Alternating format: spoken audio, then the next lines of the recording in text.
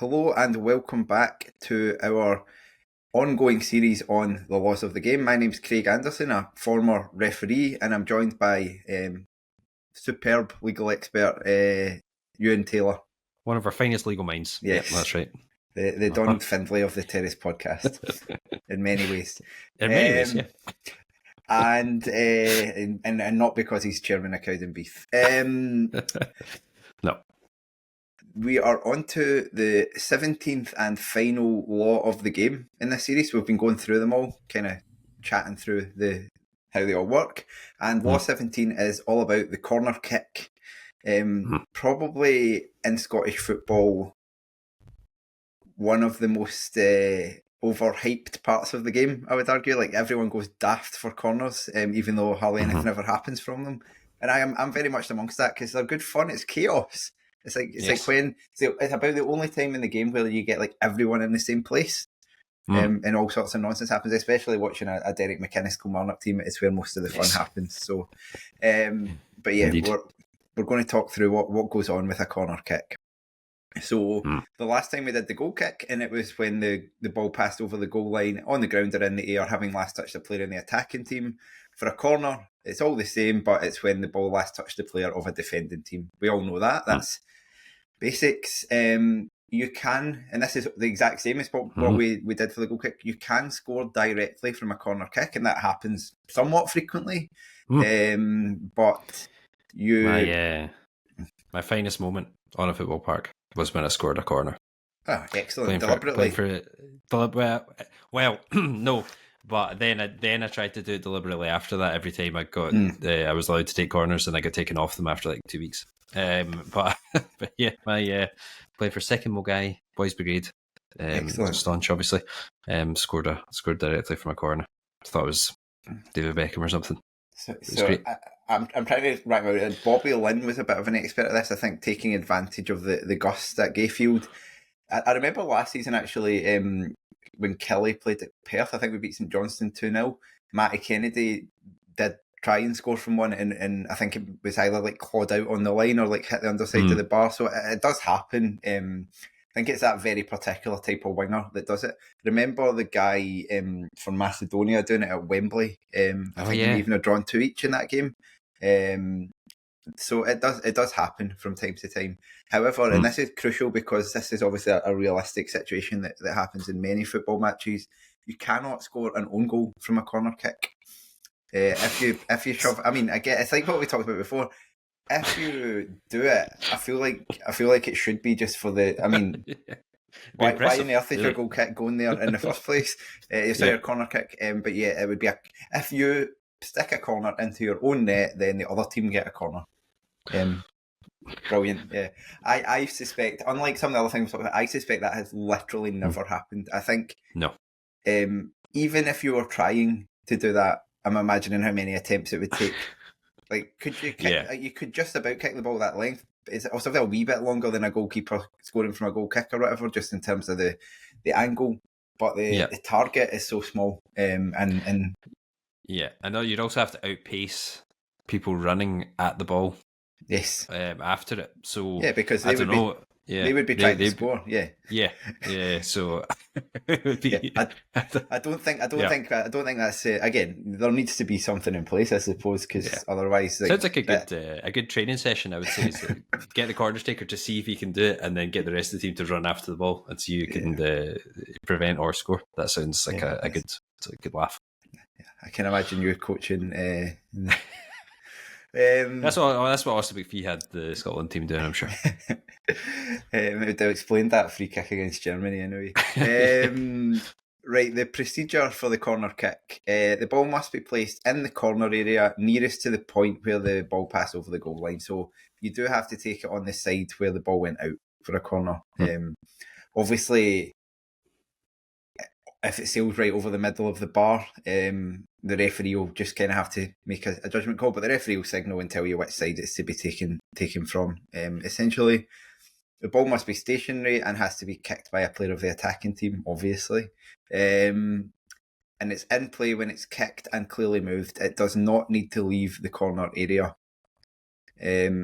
Now, do you remember the incident with Inverness, Caledonian Thistle, and Partick Thistle? I want to say it was on. It was one of the SPFL's most. It was most viewed things on YouTube. It was when they tried to take a sort of trick corner. Do you remember it at all? When someone sort of walked away as if they weren't going to take the corner, but like just sort of touched it just as they were, and then the guy ran and then like dribbled in.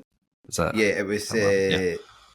It was Ross Draper and Aaron Donnan. It was against Partick Thistle, I was right. The game was on the TV for some reason. Now, that feels quite odd to have that particular fixture on the TV, but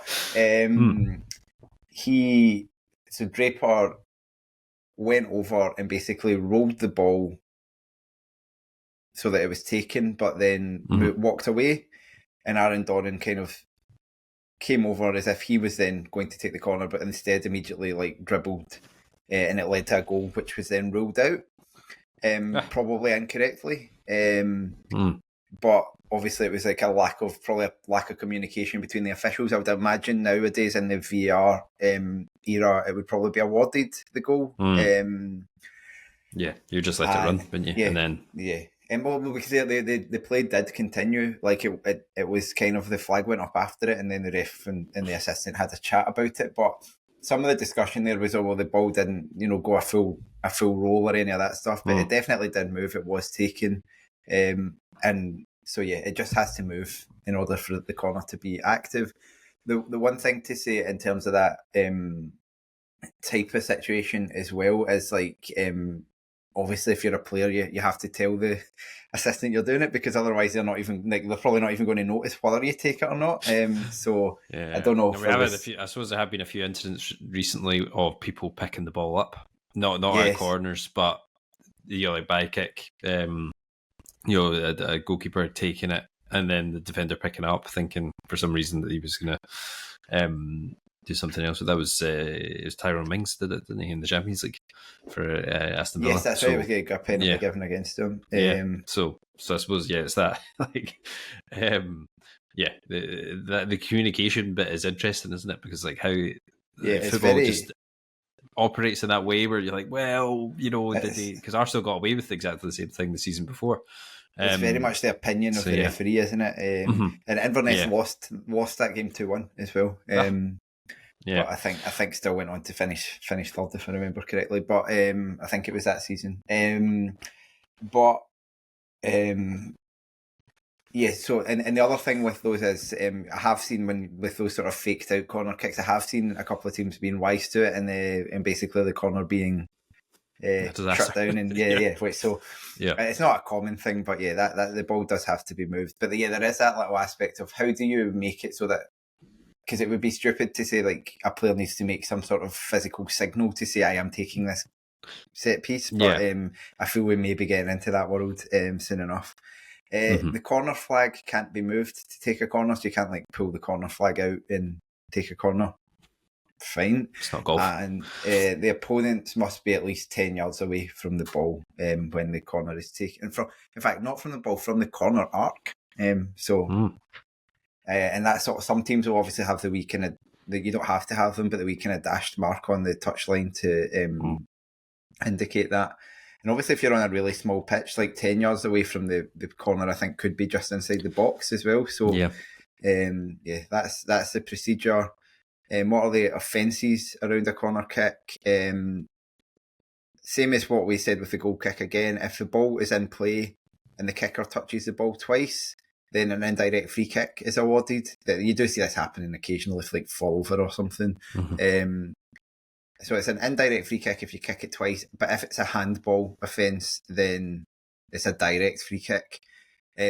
Unless the offence occurs inside the kicker's penalty area. So again, maybe coming back to that weird scenario, I don't think we need to worry about that one too much, but if you kicked a corner kick all the way back into your own penalty area and then picked the ball up, it would be a penalty, unless you were the goalkeeper, in which case it would be an indirect free kick. But that'd be usually impressive if you could do that. And if, while correctly taking a corner kick, you deliberately kick the ball at the opponent in order to play the ball again, but it is not careless or reckless, i.e. or excessive force, it's not a foul in doing so, then play can continue. Obviously, if you blast it full pelt at a player to injure them, that's a red card offence. But if you're doing it, like tapping it off someone so that you can play the ball again, that is allowed. Was the Rivaldo one against, was it Turkey? I think was that a corner or was it a free kick? I think he was waiting to take a corner, and the defender hurled the ball at him. Yes, that was it. And he went down. Yes, and I always thought that was. I know you got dogs abuse for that. I always thought that was it was right. The player deserved to get. Yeah, I think the decision was right, but he obviously did not have to go down in that way. Yeah. No, I agree with you. I remember Michael Stewart getting sent off for a Scotland under-21 game for throwing the ball. I can't remember. I think we talked about this before, actually. Throwing the ball at either at one of the officials or at a player. I can't remember which. Not a surprise to find out the nature of the player who did that. But yes. but again, that's it for the corner kick. There's not much more to it, because after anything of that happens, the ball's in play and you're just back to normal football. So it's just a kind of how to restart the game. Any other thoughts on corners, Euan? No. I enjoyed reminiscing about my best ever football moment, but other than that, so I could have definitely told you that a corner, if it goes straight in, it does count as a goal, even if it's over like a 4 foot small ginger goalkeeper, as I recall. That was.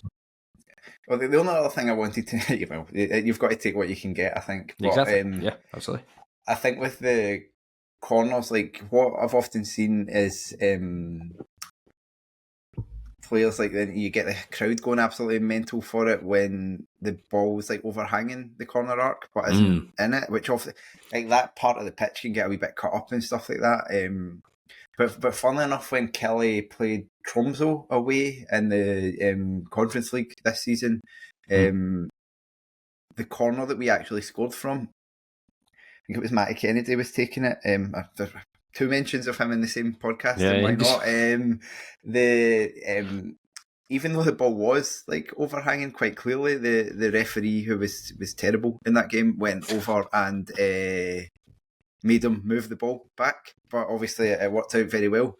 But so that there is obviously all the kind of consternation around that sometimes. But apart from that, corner kick's not the most fascinating necessarily. But again, the rule has to exist, and we found out a little bit more. So thank you for joining us on what is the 17th and final law of the game. All that remains for us to do is to talk through, and this might be a little bit lengthier, the VAR protocol, which is not part of the laws of the game, but is a kind of separate section on that. So join us next time for that, which will be the final episode in this series. And thanks very much.